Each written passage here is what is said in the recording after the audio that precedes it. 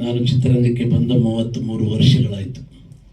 1993ರಲ್ಲಿ ನಿಷ್ಕರ್ಷ ಚಿತ್ರವನ್ನು ಮೊದಲನೇ ಮಾಡೋದ್ರ ಮೂಲಕ ಪದಾರ್ಪಣೆ ಮಾಡಿ ABCD ಗೊತ್ತಿಲ್ಲದೆ ಇರೋಂಥ ಸಂದರ್ಭದಲ್ಲಿ ಅದ್ಧೂರಿಯಾದಂಥ ಒಂದು ಚಿತ್ರದ ನಿರ್ಮಾಣವನ್ನು ಮಾಡಿದ್ವಿ ಸುನೀಲ್ ಕುಮಾರ್ ದೇಸಾಯಿ ಅವರ ನಿರ್ದೇಶನದಲ್ಲಿ.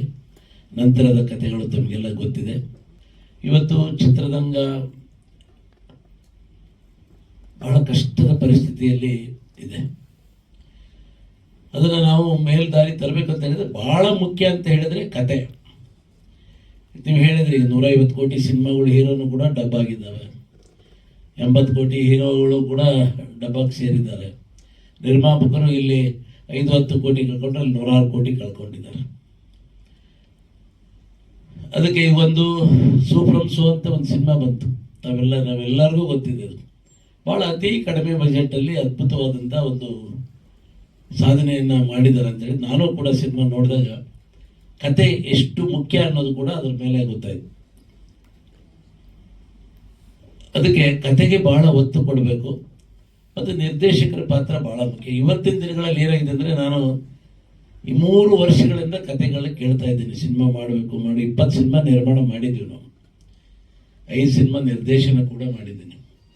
ನಿರ್ಮಾಣ ಮಾಡಬೇಕು ಅಂತ ನೋಡ್ತಾ ಇದ್ರೆ ಇದುವರೆಗೂ ಒಂದು ಒಳ್ಳೆ ಕತೆ ಸಿಕ್ಕಿಲ್ಲ. ಸಿಕ್ಕಂಥ ಕತೆಗಳು ಕೂಡ ಬರುವಂಥ ಕತೆಗಳನ್ನು ಹಿಡ್ಕೊಂಡು ಬರುವಂಥವ್ರು ನಿರ್ದೇಶಕರು ಈ ಸಿನಿಮಾ ಒಳ್ಳೇದಾಗಬೇಕು ಅನ್ನೋಂಥ ಮನೋಭಾವನೆ ಭಾಳಷ್ಟು ಜನ ಕಡಿಮೆ ಇದೆ. ಯಾವನಾದರೂ ಒಬ್ಬ ನಿರ್ಮಾಪಕ ಸಿಕ್ಕರೆ ಅವನಿಗೆ ಎಷ್ಟು ಸುಲಿಗೆ ಮಾಡ್ಕೊಂಡು ಆದಷ್ಟು ಬೇಗ ಮುಗಿಸಿ ನಾನು ಉದ್ಧಾರ ಆಗಬೇಕು ಅನ್ನೋಂಥ ಭಾವನೆಗಳನ್ನು ಹೊತ್ಕೊಂಡು ಬಂದಿರುತ್ತರು. ಇದು ನನ್ನ ಸ್ವಂತ ಅನುಭವ. ಇದಕ್ಕೆ ಯಾರು ಬೇಜಾರಾದರೂ ನನಗೆ ಚಿಂತೆ ಇಲ್ಲ. ಇವತ್ತು ಚಿತ್ರರಂಗದಲ್ಲಿ 20 ಸಿನಿಮಾ ಮಾಡಿ ಕಥೆನ ಹೇಳ್ತಾ ಇದ್ದೀನಿ. ಹಳೆ ನಿರ್ದೇಶಕರನ್ನು ಕೂಡ ಕರೆದು ಮಾಡಿದ್ವಿ ನಾವು. ಫಸ್ಟ್ ಹಾಫ್ ಚೆನ್ನಾಗಿರ್ತದೆ, ಸೆಕೆಂಡ್ ಹಾಫ್ ಮಾಡಿ ಅಂದ ತಕ್ಷಣ ಅವರಿಗೆ ಆಗಲ್ಲ. ಕಥೆಗಳ ಮೇಲೆ ಕಾನ್ಸಂಟ್ರೇಷನ್ ಕಡಿಮೆ. ಇವತ್ತು ಕಥೆನ ಹೆಂಗೋ ಹೇಳಿ ಒಪ್ಪಿಸ್ಬಿಟ್ಟು ಆಮೇಲೆ ಈಗ ಈ ಟ್ರೆಂಡ್ ಹೆಂಗೆ ಬಂದಿದೆ ಅಂತ ಹೇಳಿದ್ರೆ, ಒಂದು ಕತೆ ಮಾಡ್ಕೊಂಡು ಬರ್ತಾರೆ, ಔಟ್ಲೈನ್ ಹೇಳ್ತಾರೆ, ಔಟ್ಲೈನ್ ಮಾಡಿ ಆದಮೇಲೆ ಈ ಕತೆ ಪೂರ್ಣ screen play script right up ಮಾಡಿ ಬರೋಕ್ಕೆ 3 ತಿಂಗಳು ಬೇಕು, ಅದಕ್ಕೆ ಇಷ್ಟು ಖರ್ಚಾಗುತ್ತೆ. ಈ ಮನೋಭಾವನೆ ಇವತ್ತು ಬಂದ್ಬಿಟ್ಟಿದೆ. ಕತೆ ಸಂಪೂರ್ಣವಾದ ಕಥೆಯನ್ನು ಹೊತ್ತು ಬರುವಂಥ ಕತೆಗಾರರಾಗಲಿ ನಿರ್ದೇಶಕರಾಗಲಿ ಕಡಿಮೆ ಇರೋದ್ರಿಂದ ಚಿತ್ರರಂಗ ಇವತ್ತು ಯಾವುದೋ ಒಂದು ಮಟ್ಟಕ್ಕೆ ಬಂದಿದೆ. ಅದರ ಅಳೆದು ತೂಗಿ ಹೋಗಲಿಕ್ಕೆ ನಾನು ಹೋಗೋದಿಲ್ಲ. ನನ್ನ ಮನಸ್ಸಿನ ಭಾವನೆಗಳನ್ನು ನಾನು ಹೇಳಿದ್ದೇನೆ. ಆದರೆ ಇವತ್ತು ಭಾಳ ಸಂತೋಷ, ನಮ್ಮ ಗಣಪತಿ ಪಾಟೀಲ್ ಅವರು, ಪ್ರಭಾಕರ್ ಅವರು ಈ ಚಿತ್ರದ ಕಥೆಯನ್ನು ರೆಡಿ ಮಾಡಿ ನಾವು ಒಂದು ಭಾಳ ಸೂಕ್ಷ್ಮವಾದ ಕತೆ, ನಮ್ಮ ಸ್ನೇಹಿತರು ಮಾಧ್ಯಮ ಸ್ನೇಹಿತರು ಹೇಳ್ತಾ ಇದ್ರು, ಹಿಂದೂ ಮುಸ್ಲಿಂ ಅಂದ ತಕ್ಷಣ ಅತ್ಯಂತ ಸೂಕ್ಷ್ಮತೆಯನ್ನು ಒಳಗೊಂಡಂಥ ಕತೆ. ಆದರೆ ಪ್ರೀತಿಗೆ ಧರ್ಮ ಯಾವುದೋ ಅಡ್ಡ ಬರಲ್ಲ, ಪ್ರೀತಿಗೆ ಧರ್ಮ ಅಡ್ಡ ಬರಲ್ಲ, ಪ್ರೀತಿಗೆ ಕುರುಡು ಅಂತ ಹೇಳ್ತಾರಲ್ಲ ಹಾಗೆ. ಅದಕ್ಕೆ ಇವತ್ತು ಇದನ್ನು ಮಾಡಬೇಕಾದ್ರೂ ಕೂಡ ಇವತ್ತು ಭಾಳಷ್ಟು ಕತೆಗಳು, ಇವತ್ತು ಕೇರಳ ಫೈಲ್ ಇರ್ಬೋದು, ಕಾಶ್ಮೀರ್ ಫೈಲ್ ಇರ್ಬೋದು, ಇವತ್ತು ಅತ್ಯಂತ ಸಕ್ಸಸ್ ಆದಂಥ ಸಿನಿಮಾಗಳಿದ್ದಾವೆ. ಆದರೆ ಅದರಲ್ಲಿ ಅಷ್ಟೇ ಸೂಕ್ಷ್ಮತೆ ಇತ್ತು, ಸತ್ಯಾಂಶ ಇತ್ತು, ಅದರಲ್ಲಿ ವಾಸ್ತವಾಂಶ ಇದ್ದಿದ್ದರಿಂದ ಇವತ್ತು ಕತೆಗಳು ಇದಾಗಿದ್ದಾವೆ. ನನ್ನ 3ನೇ ಚಿತ್ರ, ನಾನು ಹೊಸದಲ್ಲ.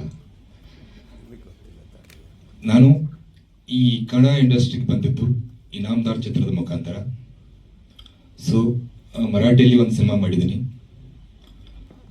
ಇಲ್ಲಿ ಕನ್ನಡ ಇದು 2ನೇ ಚಿತ್ರ ನಂದು, ಸಾಮ್ರಾಟ್ ಅಂತ.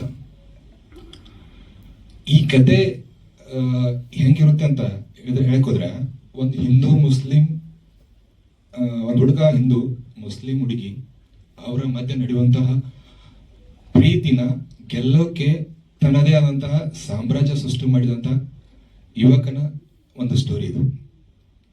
ಸೊ ಅದಿಟ್ಕೊಂಡು ನಾವು ಬರ್ತಾ ಇದ್ದೀವಿ ಮೇಡಮ್. ನಿಮ್ಮಲ್ಲಿ ನಾನು ಒಂದೇ ಸರಿ ಕೇಳ್ಕೊಳ್ಬೇಕಂದ್ರೆ, ಹೊಸಬ್ರು ಯಾರೂ ಇಲ್ಲಿ ಇಲ್ತಾ ಇಲ್ಲ. ನೀವು ನಮ್ಮನ್ನ ಬೆಳೆಸೋರು, ನಮ್ಮನ್ನ ಈ ಕರ್ನಾಟಕ ತೋರಿಸೋರು, ನೀವು ಎಷ್ಟು ಸಪೋರ್ಟ್ ಮಾಡ್ತೀರಾ ಈ ನಮ್ಮಂತಹ ಈ ಅಂದ್ರಲ್ಲ ಮೇಡಮ್ ಹೊಸಬ್ರು ಅಂತ, ಹಿಂಗೆ ಹೊಸಬ್ರು ಅನ್ಸ್ಕೊಳ್ಳೋದು ಮೇಡಮ್ ನಾವು. ಯಾಕಂದ್ರೆ ನೀವು ಸಪೋರ್ಟ್ ಅದೇ ಸರ್, ಅದೇ ಪ್ರೂವ್ ಮಾಡ್ಬೇಕಾದ್ರೆ ನಾನು ಮನೇಲಿ ಕೂತ್ ಪ್ರೂವ್ ಮಾಡ್ರೆ ಆಗಲ್ಲ ಮೇಡಮ್. ಎಲ್ಲ ತೋರಿಸ್ಕೋಬೇಕು, ನೀವು ತೋರಿಸ್ಬೇಕು. ಅಲ್ಲ, ನನ್ನ ಇನ್ನೊಂದಾರ ಫಸ್ಟ್ ಇಂಟರ್ವ್ಯೂ ಮಾಡಿದ್ ನೀವೇ ಮೇಡಮ್. ನಿಮ್ಮ ಹೆಸರು ನಂಗೆ ಗೊತ್ತು, ಕೀರ್ತಿ ಅಂತ ಹೇಳಿ.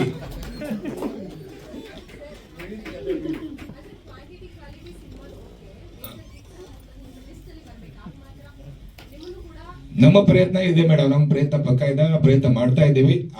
ಆ ಪ್ರಯತ್ನಕ್ಕೆ ನಿಮ್ ಸಪೋರ್ಟ್ ಬೇಕು ಮೇಡಮ್. ಓಕೆ ಸಾಕು ಮೇಡಮ್, ಇಷ್ಟಾದ್ರೆ ಸಾಕು ಮೇಡಮ್.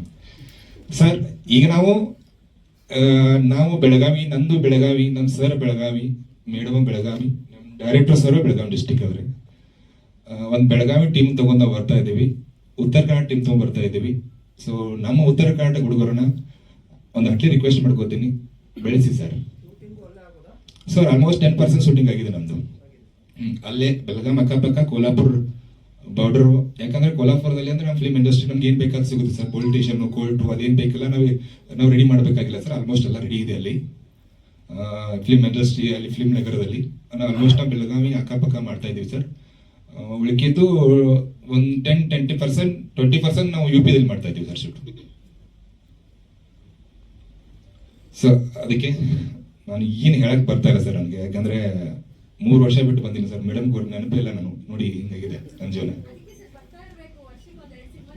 ಅವಕಾಶ ಸಿಗಬೇಕಲ್ಲ ಮೇಡಮ್, ಬಂದು ಸುಮ್ ಕೂತ್ರೆ ನೀವು ನಾವು ಹಿಂಗ್ ಬಂದು ಹೋಗಪ್ಪ ಅಂತ ಹೇಳ್ಬಿಡ್ತೀರಿ ನೀವು. ಅವಕಾಶ ಕೊಡಬೇಕಲ್ಲ ಮೇಡಮ್, ಯಾರು ನಮ್ ಬೈಕ್ ಇಂಥವ್ರು ಅನ್ನದಾತ್ರ ಸಿಗಬೇಕಲ್ಲ ಮೇಡಮ್ಗೆ.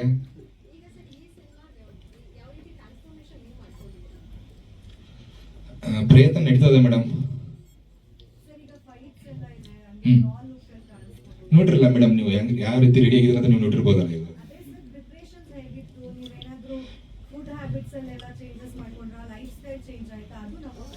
ಒಂದು ವರ್ಷ ಮೇಡಮ್ ನಾನು ಸ್ವೀಟ್ ತಿಂದಿಲ್ಲ, ಚಪಾತಿ ರೊಟ್ಟಿ ತಿಂದು ನಾನು ಸುಮಾರು 1 ವರ್ಷ ಆಯ್ತು ಮೇಡಮ್. ರೈಸು, ನಾನು non veg, chicken, boil chicken ಇಷ್ಟು ತಿಂದು 1 ವರ್ಷದಿಂದ ಕಷ್ಟಪಟ್ಟು ಏನೋ ಒಂದು ಮಾಡಿದ್ದೀನಿ ಮೇಡಮ್. ನನ್ನ ಕೈಲಿ ಎಷ್ಟಾಗುತ್ತೆ ಅಷ್ಟು ಮಾಡಿದ್ದೀನಿ. ಬಟ್ ಇನ್ನೂ ಶಕ್ತಿ ನೀವೆಲ್ಲ ಶಕ್ತಿ ಕೊಟ್ಟರೆ ಇನ್ನೂ ಮಾಡ್ತೀನಿ ಮೇಡಮ್ ನಾನು. ಸೊ ಈ ಕತೆಗೆ ಏನು ಬೇಕಲ್ಲ ಮೇಡಮ್, 100% ಕೇಳಿದ್ರೆ 105% ನಾನು ಕೊಟ್ಟೆ ಕೊಡ್ತೀನಿ ಮೇಡಮ್.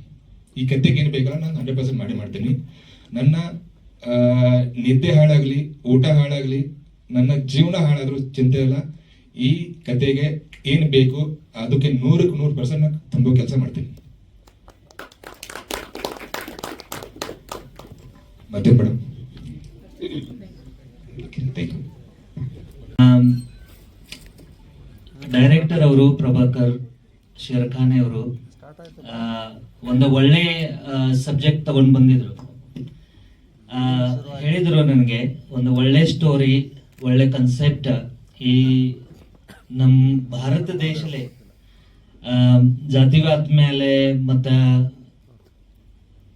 ಬೇರೆ ಬೇರೆ ಥರಗಳಿಗೆ ಹೆಂಗ್ ಪ್ರಾಬ್ಲಮ್ ನಡೀತಾ ಇದಾವು, ಅದ ಹೆಂಗ್ ನಾವು ನೋಡ್ಕೊಂತ ಹೋಗ್ತೇವಿ.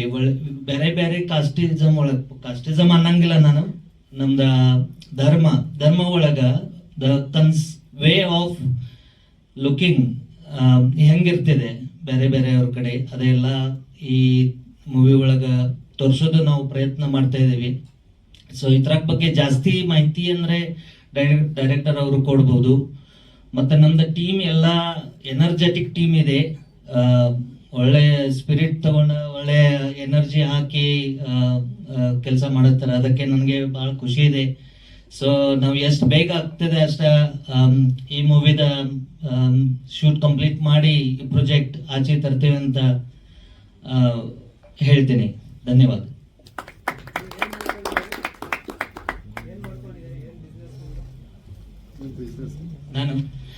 ನಾನು ಕೆಲಸ ಮಾಡೋದು ಮೆಡಿಕಲ್ ಪ್ರೊಫೆಷನಲ್ ಒಳಗೆ. ಆಮೇಲೆ ಇರೋದು ಈ ಫಿಲಿಂ ಸಿಟಿಗೆ ಸ್ವಲ್ಪ ಪ್ಯಾಷನ್ ಇದೆ. ಅದಕ್ಕೆ ಲಾಸ್ಟ್ 10 years ನಾನೊಂದು ಸ್ವಪ್ನ ಪೂರ್ತಿ ಮಾಡಕ ಬಂದಿದ್ದೇನೆ. ಇದ್ರಾಗ ಮುಂಚೆ ನಾ ಮುಖವಾಡ ಇಲ್ಲದವನು 84 ಅಂತ ಮೂವಿ ಮಾಡಿ ಆಲ್ ಓವರ್ ಕರ್ನಾಟಕ ರಿಲೀಸ್ ಮಾಡಿದ್ದೇನೆ.